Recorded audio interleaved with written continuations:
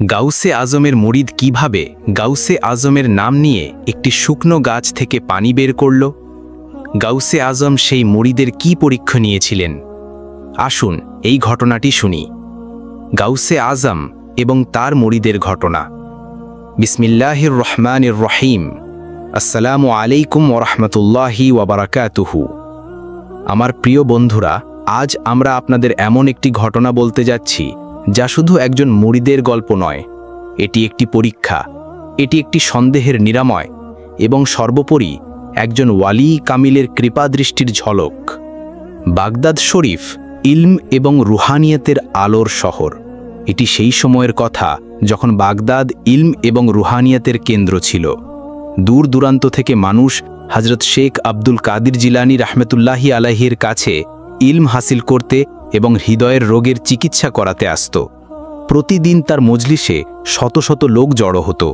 কেউ আলেম, কেউ জাহিল, কেউ ধনী, কেউ ফকির। সবার চেহারায় একই আশার ঝলক ছিল, গাউসে আজমের একটা নজর, একটি নতুন মুখ, অচেনা কিন্তু অস্থির। একদিন যখন সবাই মজলিসে বসেছিল, তখন একজন অপরিচিত যুবক দরজা দিয়ে প্রবেশ করল। তার কাপড় ধুলোয় ঢাকা ছিল, চোখে ঘুম এবং চেহারায় ক্লান্তি ছিল। কিন্তু সেই ক্লান্তির পেছনে একটি অদ্ভুত অস্থিরতা লুকিয়েছিল। সে সোজা এসে মজলিসের এক কোণে বসে পড়ল। সবাই গাউসে আজমের কথা শুনতে মশগুল ছিল, কিন্তু সেই যুবকের চোখ অন্য কিছু খুঁজছিল। দেখা যখন চোখে চোখে কথা বলল। গাউসে আজম রাহমাতুল্লাহি আলাইহি তার আলোচনার সময় শুধু একবার সেই যুবকের দিকে তাকালেন এবং সেই একটি নজরই তার জীবন বদলে দিল। যেন তার বুক থেকে শত শত বছরের বোঝা নেমে গেল, যেন হৃদয়ে যে অস্থিরতা ছিল তা ভাষা পেল, যেন হৃদয়ের বিরান ভূমিতে আলোর রশ্মি নেমে এলো। মজলিসের পর সেই যুবক কাঁপতে কাঁপতে গাউসে আজমের কাছে এলো এবং আদব সহকারে বলল, ইয়া শেখ, আমি আপনার সিফাত দূর দূরান্ত পর্যন্ত শুনে এসেছি, কিন্তু আমার রুহ শান্তি পাচ্ছে না, দিল স্থির হচ্ছে না। আমি সব জায়গায় ভটকছি, কিন্তু কোথাও স্থিরতা পাইনি। যখন আমার কাছে দৌলত থাকে তখন মানুষ আমাকে মাথায় তুলে রাখে, মিষ্টি কথা বলে, কিন্তু যখন পকেট খালি হয় তখন তারাই আমার থেকে চোখ ফেরায়, আমাকে পর করে দেয়। আমি কি আপনার মুরিদ হতে পারি? আপনার কৃপাদৃষ্টি কি আমার কপালেও জুটতে পারে? গাউসে আজম রাহমাতুল্লাহি আলাইহি মুচকি হাসলেন এবং ইশারায় তাকে কাছে ডাকলেন। তার হাসিতে এমন শান্তি ছিল যেন কেউ এই যুবককে আল্লাহর সাথে মিলিয়ে দিয়েছে। বাইয়াত একটি সম্পর্ক যা রুহের সাথে যুক্ত হয়। গাউসে আজম রাহমাতুল্লাহি আলাইহি মুচকি হেসে বললেন, বেটা, মুরিদ হওয়া সহজ নয়। এটি দিলকে বিলীন করে দেওয়া, নিজের অস্তিত্বকে আল্লাহর পথে বিলীন করে দেওয়ার নাম। তুমি কি প্রস্তুত? যুবকের চোখ থেকে অশ্রু বইতে লাগল এবং তখনই সে বাইয়াত গ্রহণ করল। একটি নতুন সফরের সূচনা হয়েছিল। গাউসে আজম রাহমাতুল্লাহি আলাইহি তাকে বসালেন এবং তার হাতে দুধ ভরা একটি পেয়ালা দিলেন। নিজেও একটি পেয়ালা তুলে নিলেন এবং নিজের আঁচল সেই যুবকের হাতে দিয়ে বললেন, এবার আমার চোখে দেখো এবং দিল থেকে ভয় পেব না। যেই যুবক তার চোখে তাকালো, সময় থেমে গেল, শ্বাস বন্ধ হয়ে গেল। তার এমন মনে হলো যেন সে অন্য কোনো জগতে পৌঁছে গেছে। তার চোখের সামনে একটি নুরানি জাহান খুলে গেল, যেখানে ফেরেশতারা সেজদায় ছিল এবং চারদিকে শুধু আল্লাহ আল্লাহ এর ধ্বনি ছিল। গাউসে আজম রাহমাতুল্লাহি আলাইহির চোখে দেখা এমন ছিল যেন দিলের আয়না পরিষ্কার হয়ে গেছে। কিছুক্ষণের মধ্যেই সেই যুবকের দিল নূরে ভরে গেল এবং তারপর সে দুধের পেয়ালা এক নিঃশ্বাসে পান করে ফেলল। গাউসে আজম রাহমাতুল্লাহি আলাইহি মুচকি হাসলেন এবং বললেন, এবার তুমি তোমার ন, এখন তুমি শুধু আল্লাহর। প্রথম পরীক্ষার আগমন। মুরিদ হওয়ার সাথে সাথেই যুবকের মনে হলো যেন সব সমস্যার সমাধান এখন পাওয়া গেছে। কিন্তু এই পথ তো পরীক্ষার পথ ছিল এবং তার প্রথম পরীক্ষা শীঘ্রই আসতে যাচ্ছিল। এক রাতে যখন পুরো খানকাহা ঘুমাচ্ছিল, তখন তার চোখ খুলল। সে দেখল যে গাউসে আজম চুপচাপ উঠলেন এবং একা কোথাও যাচ্ছেন। মুরিদের দিল ঘাবড়ে গেল। এক অদ্ভুত অস্থিরতা তাকে ঘিরে ধরল। শব্দ না করে সে তার পিছু পিছু চলল। রাস্তা যত বাড়তে লাগল, অন্ধকার আরও ঘন হতে লাগল। তীব্র বাতাস বইছিল, গাছের ডালপালা ভয়ঙ্কর শব্দ করছিল। হঠাৎ সামনে এক অদ্ভুত দৃশ্য দেখা গেল। অনেক অদ্ভুত লোক জড়ো হয়েছিল। তাদের চেহারা ভয়ঙ্কর ছিল, চোখ লাল এবং রক্তে ভরা। সেটি একটি বড় জিন্নাত ছিল, যেন অন্য কোনো জগৎ থেকে আসা কোনো ভয়ঙ্কর কাফেলা। মুরিদ তাদের দেখে কেঁপে উঠল, তার পা জমে গেল, শ্বাস বন্ধ হয়ে গেল। দূর দূর থেকে চিৎকারের শব্দ আসছিল, এমন শব্দ যা রুহুকে কাঁপিয়ে দেয়, দিলকে থরথর করে তোলে। সে ভয়ে এক কোণে লুকিয়ে পড়ল, তার জিভ বন্ধ ছিল, হাত কাঁপছিল। ঠিক তখনই যেন তার রুহু থেকে একটি আওয়াজ বের হলো, ইয়া গাউসে আজম, সাহায্য করুন। হঠাৎ সব শব্দ থেমে গেল, বাতাস থেমে গেল, ভয়ঙ্কর মুখগুলো অদৃশ্য হয়ে গেল এবং পুরো পরিবেশ নূরে ভরে গেল। মুরিদ অবাক হয়ে গেল, তার চোখের সামনে যে দৃশ্য ছিল তা কোনো স্বপ্নের চেয়ে কম ছিল না। সন্দেহের প্রথম ফাটল। কিছুদূর গিয়ে সে দেখল যে গাউসে আজম রহমতুল্লাহি আলাইহি একটি নির্জন মাজারের পাশে দাঁড়িয়ে আছেন। সেখানে অদ্ভুত আলো ছিল, না রোদ ছিল না চাঁদনি, তবুও চারদিকে আলো ছিল। এবং তারপর সে শুনল যেন আকাশ থেকে একটি আওয়াজ নেমে আসছে, আব্দুল কাদির, তুমি আমাদের প্রিয়, তুমি আল্লাহর ওয়ালি। মুরিদের দিল ধুকফুক করতে লাগল। তার মনে একটি চিন্তা এলো, একটি বিপজ্জনক প্রশ্ন, এসব কি লোক দেখানো? এসব কি সত্যি নাকি কোনো ধোঁকা? আমি কি ভুল মানুষকে পীর বানিয়েছি? তার চোখের সামনে এমন দৃশ্য ছিল যা কোনো সাধারণ মানুষের পক্ষে বোঝা কঠিন ছিল। চারদিকে আলো ছড়িয়ে পড়েছিল, আকাশ থেকে ফেরেশতারা নেমে আসছিল এবং গাউসে আজম রহমাতুল্লাহি আলাইহির ওপর ফুল বর্ষণ করছিল। তার মুখ নূরে ঝলমল করছিল, এমন মনে হচ্ছিল যেন পুরো জগৎ তাকে সেজদা করছে। মুরিদের চোখে বিস্ময় ছিল, দিলের মধ্যে সন্দেহ এবং রুহের মধ্যে ঝড়। মুরিদ ঘাবড়ে গেল, তার মনে একটি চিন্তা এলো, এসব কি লোক দেখানো? এসব কি সত্যি নাকি কোনো ধোঁকা? আমি কি ভুল মানুষকে পীর বানিয়েছি? শয়তান তার দিলকে ঘিরে ফেলল, দিলের লড়াই শুরু হলো। সেই রাত পুরোপুরি অস্থিরতায় কাটল। পরের দিন সে গাউসে আজমের দিকে তাকাতেও পারল না। কিন্তু গাউসে আজম কিছু বললেন না, শুধু একটি গভীর নজর দিলেন এবং বললেন, বেটা, যা দেখে বোঝা যায় না তা দিল থেকে অনুভব করতে হয়। আল্লাহ নিজের ওয়ালির পরিচয় দিলকে দেন, চোখকে নয়। মুরিদের দিল কেঁপে উঠল, তার মনে হলো যেন তার সব রহস্য ফাঁস হয়ে গেছে। সকাল হয়ে গিয়েছিল, কিন্তু সেই মুরিদের দিলের মধ্যে তখনও রাতের ঝলক চলছিল। তার দিল তখনও দুই ভাগে বিভক্ত ছিল। এক অংশ বলছিল, তুমি গুনাহগার, তোমার সন্দেহ করা ভুল ছিল। অন্য অংশ বলছিল, কিন্তু যা দেখা গেছে তা অদ্ভুত ছিল, সত্যিই কি এসব হক? সে নিজেকেই প্রশ্ন দিয়ে ঘিরে ফেলেছিল। শয়তানের আরও চাল। শয়তান তার পিছু ছাড়ল না। একদিন যখন সে অজু করে মসজিদে যাচ্ছিল, তখন রাস্তায় একজন অপরিচিত লোকের সাথে দেখা হলো। সাদা কাপড়, উজ্জ্বল চেহারা, যেন কোনো নেক মানুষ। সে বলল, তোমার পীর প্রতিদিন রাতে কোথায় যায় জানো? সে তো নিজের সম্পর্কে বলে যে তার কাছে আকাশ থেকে আওয়াজ আসে। এটা কি তৌহিদের প্রতিপন্থী নয়? যুবক থমকে গেল, সে ভয় পেয়ে গেল। এ তো সেই কথা যা আমি নিজে দেখেছি। এই অপরিচিত লোকটিও কি জানে? দিলের ঝড় এবং বিদ্রোহ। সে রাতে ঘুমানোর আগে সিদ্ধান্ত নিল, এবার আমি আমার পীরের কাছে জবাব চাইব। যদি তিনি আমাকে সত্যি কথা না বলেন, তাহলে আমি এই সিলসিলা ছেড়ে দেব। সে সারা দিন চুপ রইল, কিন্তু তার ভেতরের অস্থিরতা বাড়তে লাগল। শেখের নজর, জিভ ছাড়াই জবাব। পরের সকালে যখন সে মজলিসে বসল, তখন গাউসে আজমের মুরিদদের দিকে তাকাতে লাগল। ভাবতে লাগল, এসব লোক কি আসলেই হকের উপর আছে, নাকি শুধু অন্ধ অনুসরণ করছে? তার মনে প্রশ্ন উঠল, সন্দেহের ছায়া ছড়িয়ে পড়তে লাগল। তখনই গাউসে আজম সবার দিকে তাকালেন এবং শুধু এতটুকু বললেন, যখন দিলের জমিন পরিষ্কার না হয়, তখন তাতে সন্দেহের ঘাস গজায়, এবং যখন মানুষ নিজের অনুমানকে সত্য মনে করতে শুরু করে, তখন সে পথভ্রষ্টতার পথ অবলম্বন করে। এই কথা শুনেই সেই যুবকের রুহ কেঁপে উঠল। তার মনে হলো যেন তার প্রতিটি চিন্তা, প্রতিটি প্রশ্ন উন্মোচন করে দেওয়া হয়েছে। যুবকের চোখ থেকে অশ্রু গড়িয়ে পড়ল। সে বুঝতে পারল এই ইঙ্গিত তারই দিকে। সে মাথা নত করল। গাউসে আজম আবার সবার দিকে তাকালেন এবং নরমভাবে বললেন, ইলমের প্রথম দরজা আদব, আর যারা নিজেদের দিলে ফেতনা নিয়ে বসে থাকে তারা কখনো হক লাভ করে না। মজলিসে নীরবতা নেমে এলো। যুবকের শ্বাস দ্রুত হতে লাগল, যেন সে ভিতরে ভেতরে ভেঙে পড়ছিল। কিন্তু সেই ভাঙনের মধ্যেই একটি নতুন সূচনা ছিল।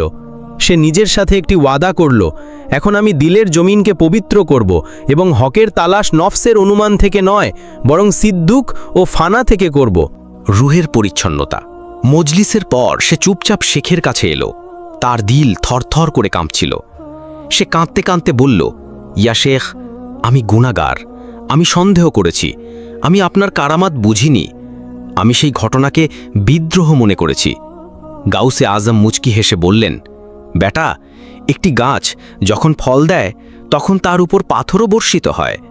সন্দেহ তো পাথর, কিন্তু যদি দিলে সত্যতা থাকে তবে সেই পাথরই নির্মাণে পরিণত হয়। তারপর তিনি তার কাঁপতে থাকা হাত ধরলেন এবং নরমভাবে বললেন, আসল পরিচ্ছন্নতা পানি দিয়ে নয়, অশ্রু দিয়ে হয়, এবং যখন অশ্রু তওবার হয় তখন রূহ পবিত্র হয়ে যায়। যুবকের সিসকি আরও তীব্র হল। সে অনুভব করল যেন শত শত বছরের বোঝা নেমে যাচ্ছে। শেখ দুয়ার জন্য হাত তুললেন এবং পুরো মাহফিলে একটি নূরের ঢেউ বয়ে গেল। দিলকে বিলীন করে দাও বেটা, যাতে হক নিজেকে দেখাতে পারে। যখন আমি মরে যায় তখনই সে জীবিত হয়। যুবক তার মাথা তার কদমে রাখল। সেদিন শুধু তার চেহারা ভেজেনি, বরং তার রূহও ধোয়া হয়েছিল। তারপর গাউসে আজম তার হাত তুললেন এবং যুবকের বুকের উপর রাখলেন। হঠাৎ তার শরীর কাঁপতে লাগল, চোখ বন্ধ হয়ে গেল এবং সে নিজেকে অন্য এক জগতে খুঁজে পেল। সে দেখল একটি নুরানি মাহফিল আছে, তাতে ফেরেশতারা বসে আছে। এক জায়গায় খুব উঁচু মাসনাদ আছে, যেখানে একজন ব্যক্তি মুকুট পরে বসে আছে। সেই একই চেহারা, সেই একই সুরাত, গাউসে আজম। এবং তারপর একটি আওয়াজ এলো, ইনি সেই ওয়ালি যাকে আমরা আমাদের উসিলা দিয়েছি। যে এর সাথে যুক্ত হলো সে আমাদের সাথে যুক্ত হলো। যুবকের চোখ খুলল, সে হাউমাউ করে কাঁদতে লাগল। সে শেখের কদমে লুটিয়ে পড়ে বলল, এবার আমার চোখ খুলে গেছে, আপনিই তিনি যার কদম আউলিয়ার ঘাড়ে। আমার মতো অজ্ঞকে আপনি ক্ষমা করেছেন, এটি আপনার সবচেয়ে বড় কারামাত। গাউসে আজম রাহমাতুল্লাহ আলাইহি বললেন, বেটা, ওয়ালিকে দেখা সহজ, চেনা কঠিন, কিন্তু যখন রূহ চিনে নেয় তখন আর সন্দেহ করে না, সেজদা করে। এখন সেই যুবক পুরোপুরি বদলে গিয়েছিল। যে আগে প্রশ্ন করত, এখন সে চুপচাপ সেজদা করত। আগে চোখ দিয়ে দেখত, এখন দিল দিয়ে অনুভব করত। প্রতিদিন গাউসে আজমের মজলিসে বসা, জিকির করা, তাসবিহে মগ্ন থাকা তার দুনিয়া হয়ে উঠেছিল। এখন সেই যুবক গাউসে আজমের প্রতিটি কথা দিল থেকে বুঝতে লাগল। যখন শেখ কোনো কথা দিল থেকে বলতেন তখন তার এমন মনে হতো যেন তার ভেতর থেকেই আওয়াজ উঠেছে। প্রতিটি শব্দ, প্রতিটি ইঙ্গিত তার জন্য হিদায়েত হয়ে উঠেছিল। তার গাউসে আজমের প্রতি অসীম ভালোবাসা জন্মে গিয়েছিল। যদি কখনো শেখ কোনো সফরে যেতেন তাহলে সেই মুরিদ অস্থির হয়ে যেত, যেন শরীরে প্রাণ আছে কিন্তু রূহ নেই। গাউসে আজমের 3 দিনের বিচ্ছেদ তার কাছে 3 বছরের একাকিত্ব মনে হতো। সে তার প্রতিটি কথা চোখ দিয়ে নয়, দিলের ভেতরে লিখে রাখত। কখনো কখনো যখন শেখ মজলিসে আসতেন তখন সেই যুবক দূর থেকেই দাঁড়িয়ে কাঁদতে থাকত, যেন কেউ তার ভেতরের বিরান ভূমিকে আবার জীবিত করে দিয়েছে।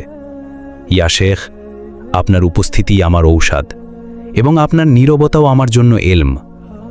সে এখন দুনিয়াতে নয়, গাউসে আজমের ভালোবাসায় বাঁচছিল। তাসাউফের প্রথম সাবক। একদিন গাউসে আজম সমস্ত মুরিদদের বললেন, যদি আল্লাহ তোমাদের ফকিরি দেন তবে শুকর করো, এবং যদি দৌলত দেন তবে নিজেকে খেদমতের জন্য পেশ করো।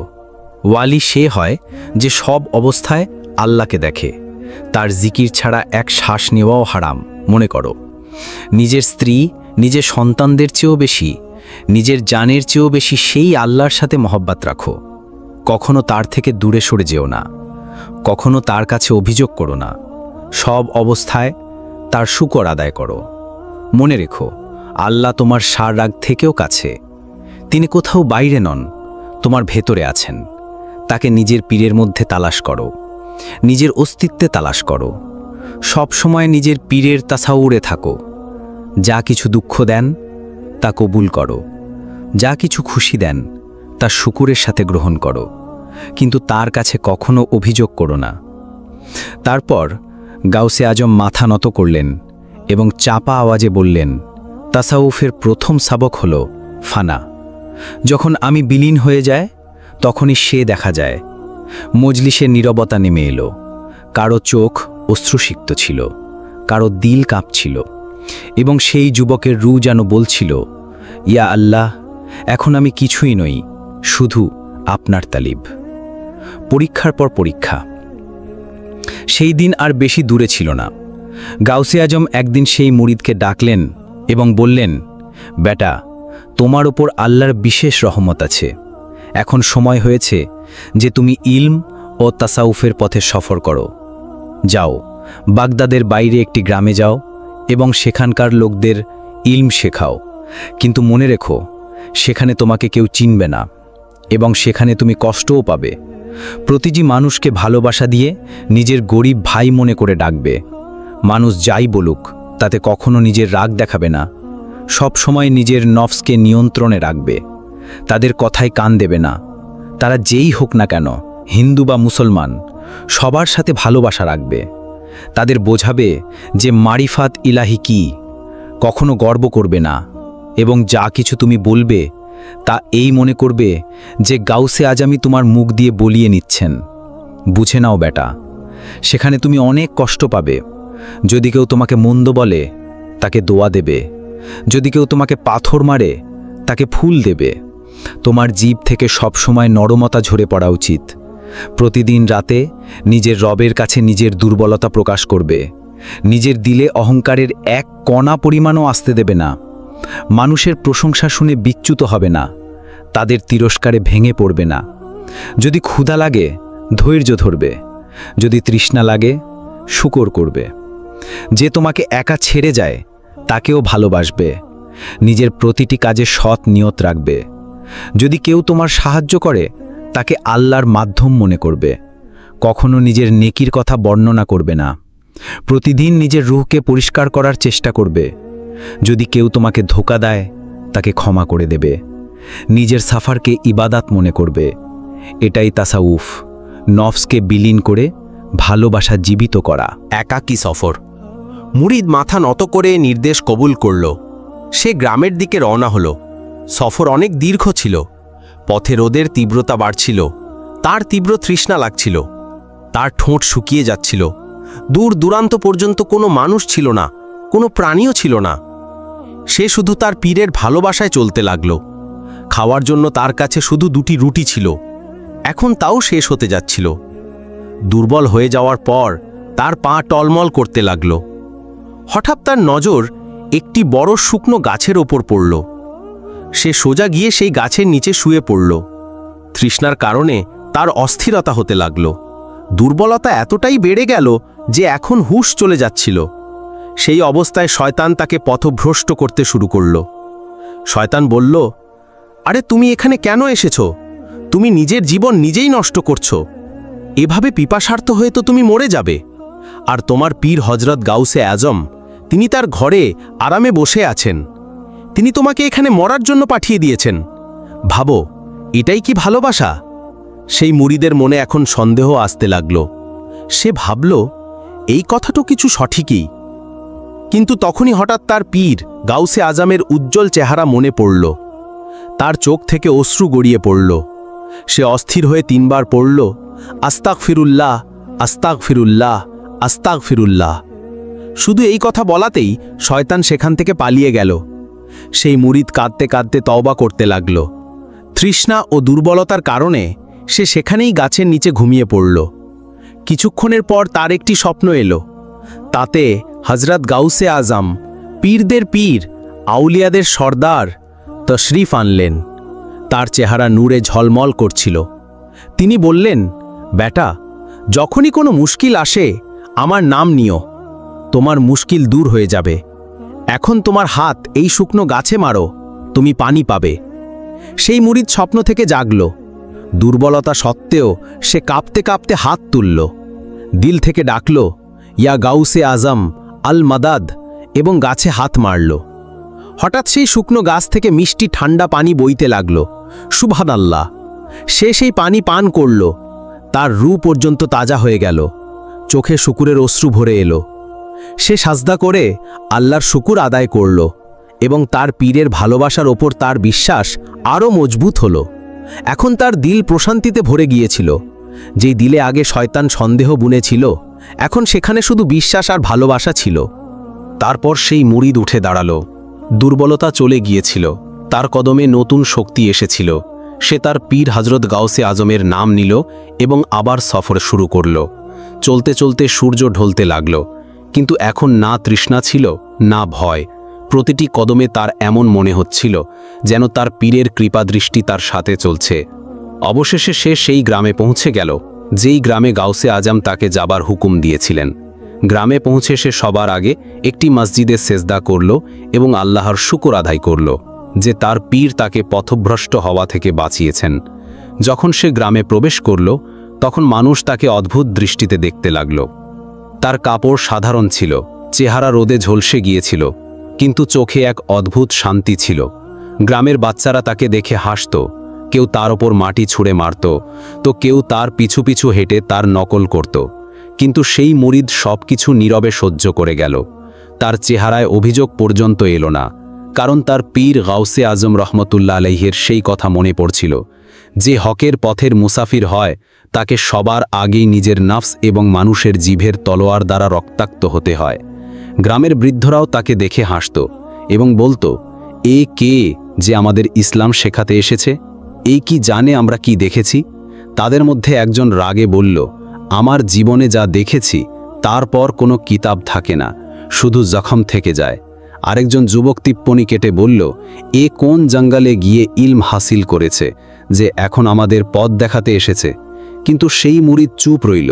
তার নীরবতা যেন তাদের সব কথার জবাব ছিল, কারণ সে জানত যে হৃদয়ে গাউসে আজম রহমতুল্লাহ আলাইহের তালিম মিশে যায় তার আর কোনো অভিযোগ থাকে না। কয়েকদিন সে খালি পেটে রইল। ছায়ার জন্য কোনো গাছও ছিল না, কিন্তু তার দিলের মধ্যে একটাই কথা ছিল, এটি আমার পীরের নির্দেশ এবং আমি সেই নির্দেশের উপর মাথা কাটতে পারি, পিছু হটব না। একদিন গ্রামের কিছু লোক তার সাথে দেখা করতে এলো। তারা বলল, যদি তুমি সত্যিই সৎ হও তাহলে বৃষ্টির দোয়া করো। এখানে মাস ধরে বৃষ্টি হয়নি। এখন এটি তার পরবর্তী পরীক্ষা ছিল। সে চুপচাপ অজু করল, সেজদা করল এবং কাঁদতে কাঁদতে বলল, ইয়া আল্লাহ, আমার পীরের ইজ্জতের প্রশ্ন। যদি আমি ব্যর্থ হই তাহলে মানুষ আপনার ওয়ালির ওপরও আঙুল তুলবে। তার মাথা সেজদা থেকে উঠতেই অন্ধকার নেমে এলো। মেঘ গর্জন করতে লাগল এবং দেখতে দেখতে বৃষ্টি নামতে লাগল। মানুষ অবাক হয়ে গেল। অনেকেই সেখানেই সেজদায় লুটিয়ে পড়ল। এখন সেই মুরিদ সম্মান পেতে লাগল। মানুষ তার কাছে ইলম নিতে আসতে লাগল, কিন্তু এই সম্মানই ছিল তার পরবর্তী পরীক্ষা। ধীরে ধীরে মুরিদের নিজের উপর গর্ব হতে লাগল। সে ভাবতে লাগল, আমি তো এখন কারামতো দেখিয়েছি, মানুষ আমার কথা শোনে, আমি কি কোনো ওয়ালির চেয়ে কম? বাস, এখানেই শয়তান আবার কড়া নাড়ল। এবারকার হামলা সন্দেহ ছিল না, বরং অহংকার ছিল। এক রাতে সে স্বপ্ন দেখল যে সে একটি উঁচু মাসনদে বসে আছে এবং মানুষ তার সামনে মাথা নত করছে। সে খুশিতে হাসল, কিন্তু তখনই স্বপ্নে গাউসে আজম এলেন এবং বললেন, বেটা, যেই মাসনদে তোমাকে বসানো হয়েছে তা দুনিয়ার। হকের মাসনদ তো তখন পাওয়া যায় যখন নিজেকে বিলীন করে দেওয়া হয়। হঠাৎ সব অন্ধকার হয়ে গেল এবং সে পড়ে গেল। ছকানে তার চোখ অশ্রুসিক্ত ছিল, দিল কাঁপছিল। সে তার তসবি তুলল এবং তার পীরকে স্মরণ করতে করতে বলল, ইয়া শেইখ, আমি আবার ভুল করেছি, আমার সম্মান নয়, আপনার নজর চাই। এবং তারপর সে বাগদাদ ফিরে চলল। যখন সে বাগদাদ পৌঁছল তখন গাউসে আজম মজলিসে ছিলেন। সে ভেতরে প্রবেশ করল এবং চুপচাপ দরজার পাশে বসে পড়ল। গাউসে আজম নজর তুললেন, হাসলেন এবং বললেন, এখন তুমি ফিরে এসেছ, এখন তুমি সত্যিই মুরিদ। গাউসে আজম বললেন, বেটা, আল্লাহ তার বান্দাকে দুটি পরীক্ষা দেন, প্রথমত যখন সে অসহায় হয়, দ্বিতীয়ত যখন সে সম্মানিত হয়। যে উভয় অবস্থায় আল্লাহকে ভোলে না সেই ওয়ালির আসল উত্তরাধিকারী। এখন গাউসে আজম রাহমাতুল্লাহি আলাইহি তার সেই মুরিদকে খাস মাহফিলে অংশ নেওয়ার অনুমতি দিলেন। এটি সেই মাহফিল ছিল যেখানে কিছু নির্বাচিত লোক বসত, যাদের উপর আল্লাহর বিশেষ রহমত ছিল। সেই মাহফিল অত্যন্ত সরলভাবে হতো। কোনো কোলাহল ছিল না, কোনো লোক দেখানো ছিল না, শুধু রুহের কথাবার্তা, নজরের ভাষা।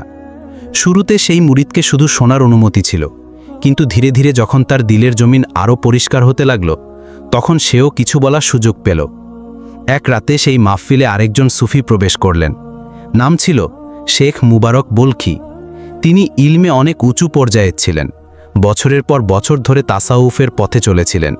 কিন্তু যখন তিনি দেখলেন যে গাউসে আজম একজন নবীন যুবক মুরিদকে এত সম্মান দিচ্ছেন, তখন তার দিলে হিংসা ও বিদ্বেষ সৃষ্টি হল। সে ভাবতে লাগল, আমি জীবন কাটিয়ে দিলাম ইলমে, সফরে, আর এই ছেলেটি কয়েক বছরের মধ্যেই খাসে বসিয়ে দেওয়া হলো, এটা কিভাবে সম্ভব? শেখ মুবারক খোলাখুলি কিছু বললেন না, কিন্তু নিজের দিলে বিদ্রোহ পুষে রাখল। সে সবসময় সেই মুরিদকে খোঁচা দিত, এত কম ইলম নিয়েও নিজেকে বিশেষ মনে করো? তোমার রুহ কি দেখেছে এখনো? তোমাকে তো শুধু নসিবই তুলে দিয়েছে। মুরিদ শুনত, কিন্তু চুপ থাকত। গাউসে আজম সবকিছু বুঝতে পারছিলেন, কিন্তু তখনও তিনি কিছু বলেননি। এক রাতে গাউসে আজম সেই মুরিদকে ডাকলেন এবং বললেন, আজ রাতে তোমাকে একটি আমানত দিচ্ছি। এটি নিয়ে জঙ্গলের ওপারে মাজারে যেতে হবে, কিন্তু পথে পেছনে তাকাবে না, কোনো আওয়াজে থামবে না। মুরিদ মাথা নত করল। সেই নির্দেশের তাৎপর্য বুঝতে পেরেছিল। রাতের নীরবতায় সে সফরে বের হল। হাতে একটি রুমালের মধ্যে বাঁধা একটি ছোট ডিব্বা ছিল, সম্ভবত কোনো তাবাররুক। পথে আওয়াজ আসতে লাগল, হে মুরিদ, তুমি কি জানো তুমি কি নিয়ে যাচ্ছ? তোমার পীর তোমাকে দাস বানাচ্ছে, ফিরে যাও, নইলে পস্তাবে। কিন্তু সে থামল না। পথে হঠাৎ একটি ছায়া সামনে এলো। সেটি শেখ মুবারক বালখির চেহারা ছিল, কিন্তু তার চোখ কালো ছিল। জিভ থেকে আগুনের মতো কথা বের হচ্ছিল। থেমে যাও, এই আমানত আমার, তোমাকে ধোঁকা দেওয়া হয়েছে। মুরিদ বুঝতে পারল এটা বাস্তবতা নয়, রুহানি হামলা। সে জোরে বলল, আমি পীরের নির্দেশে আছি, দুনিয়া উল্টে যাক, আমি থামব না। হঠাৎ পুরো জঙ্গল আলোয় ভরে গেল। আওয়াজগুলো অদৃশ্য হয়ে গেল। আসমানি নূর নিচে নেমে এলো এবং তারপর গাউসে আজমের আওয়াজ এলো, এবার তুমি শুধু মুরিদ নও, তুমি আমানতদার। এখন তোমাকে জিভও দেওয়া হবে এবং প্রভাবও। এখন সেই মুরিদ শুধু নামের নয়, রুহের ইলম এবং জ্ঞানের উভয় পেয়ে গিয়েছিল। তার কথা এখন অন্যদের দিলে ঢুকে যেত। তার দুয়ায় অসুস্থরা সুস্থ হতে লাগল এবং তার নজরে মানুষ তওবা করতে লাগল। গাউসে আজম রহমতুল্লাহি আলাইহি একদিন মজলিসে বললেন, এই মুরিদের সিনা এখন ইলম ও হিকমতে ভরে গেছে, সে এখন অন্যদের আলো দেওয়ার যোগ্য। কিন্তু সেখানে এক কোণে বসে থাকা শেখ মুবারক বালখি এখন আরও বেশি জ্বলতে লাগল। শেখ মুবারক ভাবল, যদি এই অবস্থায় চলতে থাকে তাহলে কাল মানুষ আমাকে ভুলে যাবে। আমি বছরের পর বছর ধরে ইলমের খিদমতগার, আর এই যুবক সবার চোখের মণি হয়ে গেছে। এখন সে মনে মনে একটি ষড়যন্ত্র করল।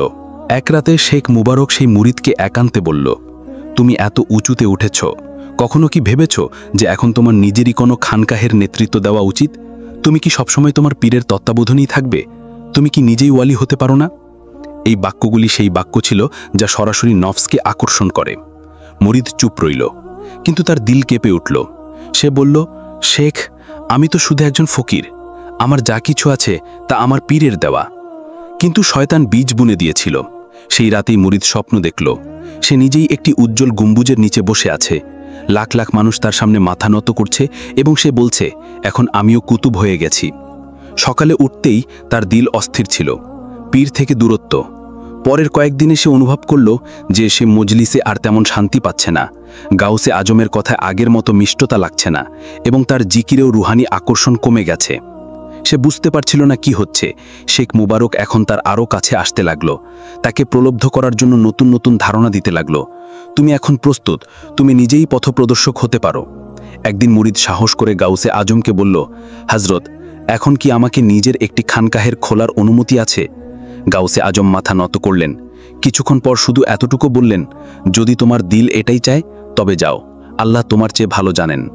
মুরিদ চলে গেল, কিন্তু তার রুহ পেছনে রয়ে গিয়েছিল। সে একটি বস্তিতে নিজের আলাদা মজলিস শুরু করল। শুরুতে মানুষ এলো, তার ইলম, তার চেহারার নূরে মুগ্ধ হলো।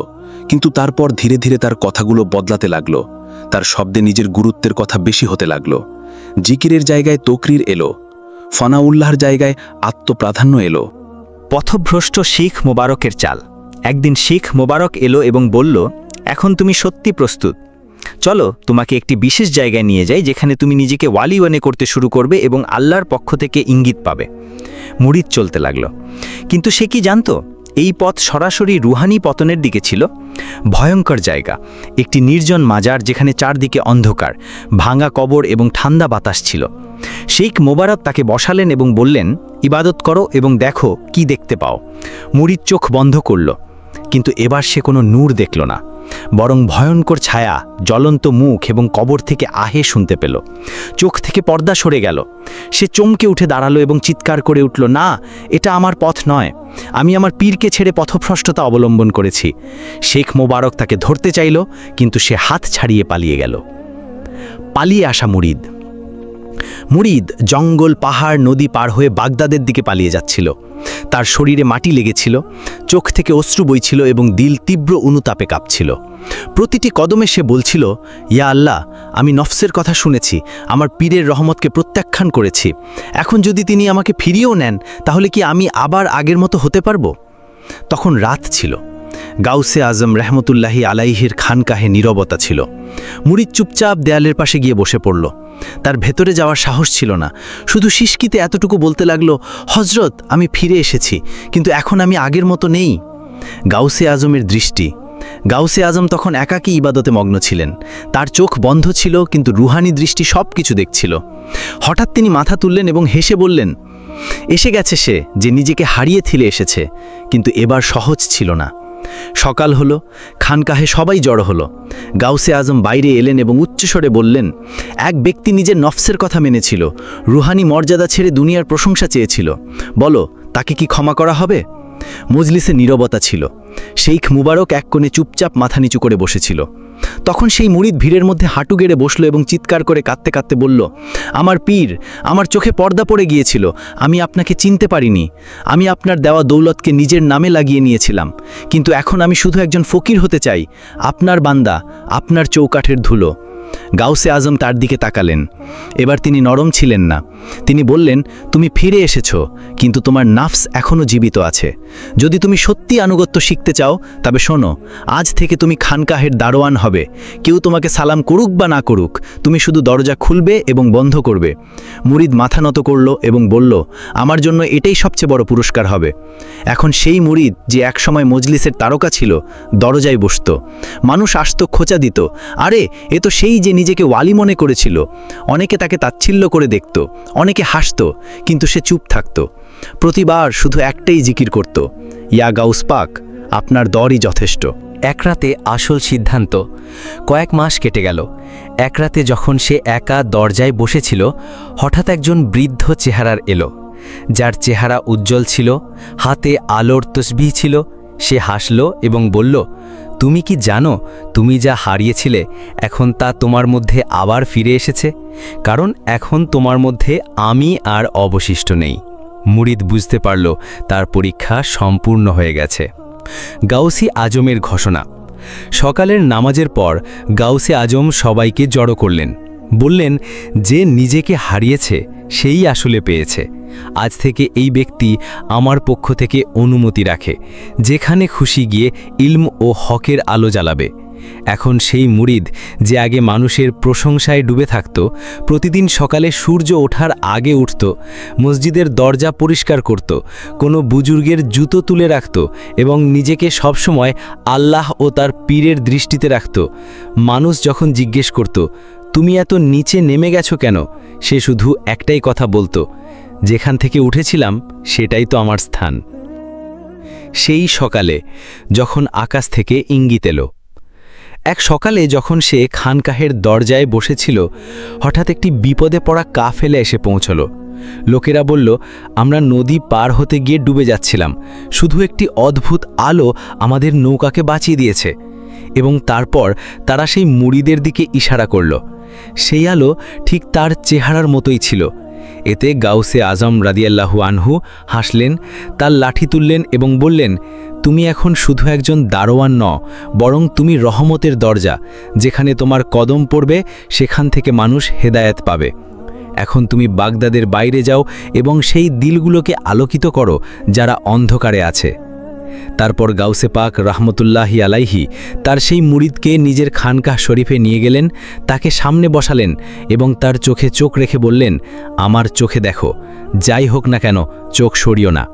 মুরিদ মাথা নত করল এবং তারপর গাউসে পাকের চোখে দেখতে লাগল। সেই দৃশ্য এমন ছিল যেন রূহ থেকে রূহের যোগাযোগ হয়ে গেছে। 1 দিন, 2 দিন, 3 দিন কেটে গেল, কোনো শব্দ বলা হলো না, চোখ পলক ফেলল না, শুধু নজর দিয়ে ইলমের সমুদ্র নেমে গেল। খানকাহে উপস্থিত বাকি সব মুরিদ চিন্তিত ছিল। সবার মনে প্রশ্ন ছিল যে এটা কি হচ্ছে, এটা কেমন ইলম। তৃতীয় দিন হঠাৎ সেই আস্থানা থেকে এক অদ্ভুত রুহানি সুগন্ধ ছড়িয়ে পড়তে লাগল, যেন জান্নাতের বাতাস বইছে। তারপর যখন গাউসে পাক এবং সেই মুরিদ বাইরে এলেন, তখন মানুষ অবাক হয়ে গেল। এখন দুজনের চেহারায় কোনো পার্থক্য দেখা যাচ্ছিল না। কে গাউসে আজম আর কে সেই মুরিদ তা বোঝাই যাচ্ছিল না। সুবাহান আল্লাহ! এখানে ফানির সীমা বিলীন হয়ে গিয়েছিল। সেখানে শুধু ইলম, নূর এবং ফানাউল্লাহের দৃশ্য ছিল। তারপর গাউসে পাক রহমতুল্লাহি আলাইহি সেই মুরিদকে ইসলাম ও মারিফাত ইলাহির পায়গাম দেওয়ার জন্য বাগদাদ থেকে দূর দূরান্তের গ্রামের দিকে পাঠিয়ে দিলেন। যাও, এখন তুমি নিজেই একটি চেরাগ, এখন তোমার অস্তিত্বই হেদায়ত। প্রতিটি বিল যা তোমার সাথে মিলিত হবে আলোকিত হবে। এবং এভাবেই একজন দারোয়ান রহমতের দরজা হয়ে লাখ লাখ দিল পর্যন্ত গাউসে আজমের পায়গাম নিয়ে পৌঁছালো। যে গাউসে আজমের নজর পেয়েছিল সে বিলীন হয়ে গিয়েছিল এবং সেখান থেকেই সে হয়ে উঠেছিল। ইয়া আল্লাহ, আমাদেরও এমন সাদিক মুর্শিদের সঙ্গ দান করুন যাদের নজরে আমরা নিজেদের চিনতে পারি। আমিন ইয়া রাব্বাল আলামিন।